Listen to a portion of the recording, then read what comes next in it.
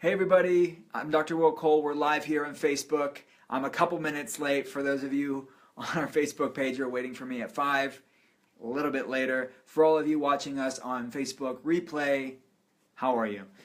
We've been joining all our followers on Facebook every week, Tuesday at 2 p.m. EST, but today we have to have a special edition of Facebook Live and do it at 5 p.m. EST, which is 2 p.m. EST, because I had a really exciting podcast to do at 2 p.m. Stay tuned. It is super exciting, but just follow us on Facebook and I'll post it as soon as it's on iTunes. So, for those of you who don't know, I'm Dr. Will Cole. We are, again, like I said, live here in a functional medicine health center where we see patients around the world via webcam and phone consultations, and locally here in Pittsburgh, Pennsylvania. My doctorate is from Southern California, University of Health Sciences in Los Angeles, and my postdoctorate education and training is in functional medicine and clinical nutrition, and I'm one of Mind Body Green, one of the biggest and best health websites in the world, mindbodygreen.com. I'm one of their course instructors and wellness experts. I've written over 100 different peer-reviewed, researched articles on Mind Body Green, and I also have an awesome video class there as well. So today we're going to talk about inflammation. 2 weeks ago, last week I was in Austin for a functional medicine health event, but 2 weeks ago on Facebook Live, we talked about inflammation and ways to have healthy, normal inflammation levels. So you can check back on the videos to listen to that if you want to learn more about inflammation. Today we're going to talk all about turmeric, and I'm really excited about it. Turmeric, if you are familiar with turmeric at all, what is it? It is a spice. It is actually part of the ginger family, and it is very well researched in the medical literature to drive down inflammation, which we learned 2 Facebook Lives ago. Chronic inflammation isn't good. It's linked to just about every chronic health problem, from heart disease to cancer to autoimmune inflammation spectrum problems to anxiety and depression and brain fog to autism. All of these are chronic inflammatory issues, and you can go any which way on this chronic inflammation spectrum, and that's when these problems can be triggered in someone's life. So chronic hyperinflammation, no good. We're finding ways, healthy, natural ways, to drive inflammation levels down. One of those ways is turmeric. In the research, most of the research is centered around an active constituent, a part of turmeric called curcumin. So these curcuminoids are these active aspects of turmeric that have been shown to be the most bioactive way to drive inflammatory cascades down in the body. So some of the ways that I like to bring turmeric into my daily life is actually a liposomal emulsified form of turmeric. And I'm not here to pitch any products, but this is one that I use. It comes in a syringe, and again, a lot of our patients use that to drive inflammation down. But another way you can get liposomal turmeric on your own, it's less standardized as far as curcuminoids are concerned. It's less active for these pharmaceutical grade turmerics. But another way to do it is getting turmeric powder and mixing it in sort of a golden milk. The bioavailability of turmeric is increased when it's mixed in a fat base. So coconut milk is a good fat base to mix your turmeric in. Another way to increase the active potential of turmeric in your body is mixing it with a little bit of black pepper. I also like to mix it with a little bit of adaptogens, which we've also talked in past Facebook Lives. Go check those out if you want to in the video section.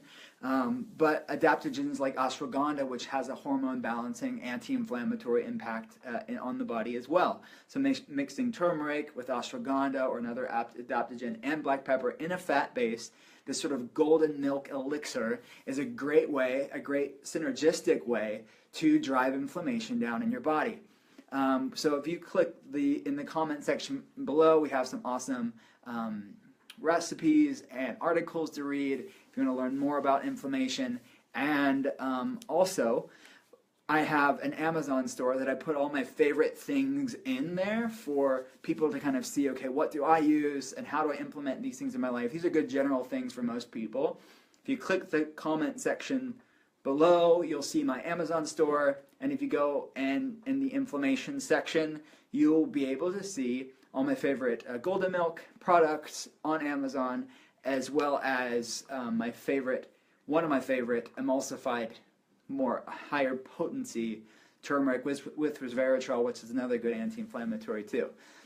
So that's some good stuff to do as far as a supplement is concerned and an elixir is concerned.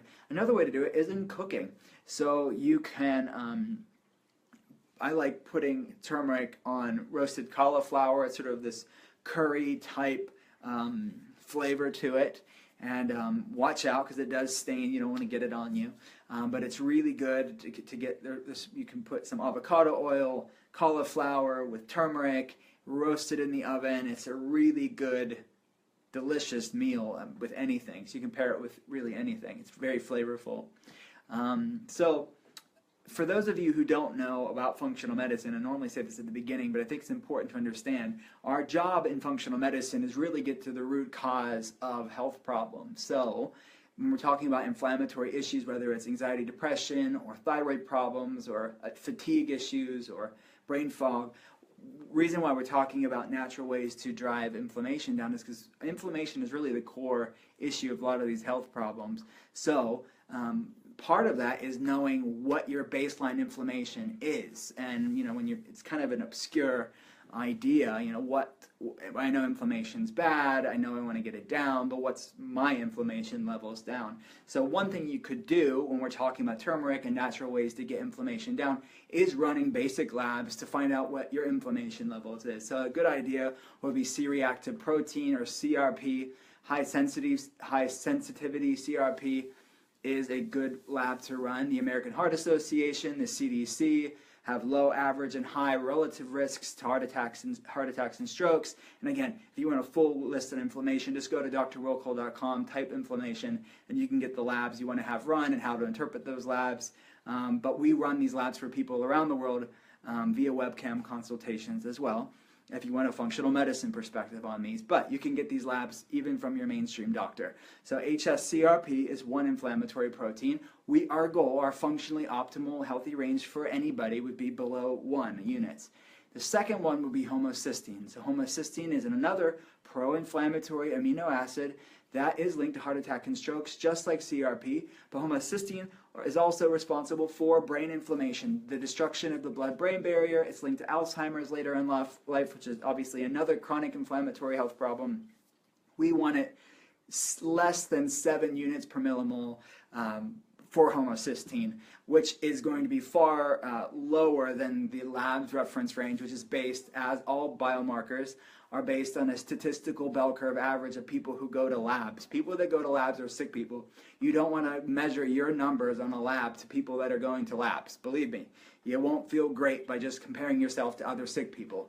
So let's look at where healthy people are at, and that's the functional range, which is a much thinner range within the larger reference range. So that's one of the benefits of functional medicine, to really find out where you thrive, what your labs actually mean. Many people get these normal, quote-unquote, normal labs, but they feel lousy, and they know there's something wrong with them, but they're told you're just depressed, here's an antidepressant, you're just getting older, you just need to lose weight, it's just all in your head, and you go to all these doctors with these piles of labs, and you have nothing to show for it other than the piles of labs and probably a growing number of medications. So if nothing's changing but your prescription list and growing labs with no actual health changes, improvements, we have to dig deeper and find out what these root core issues. So inflammatory problems are part of that.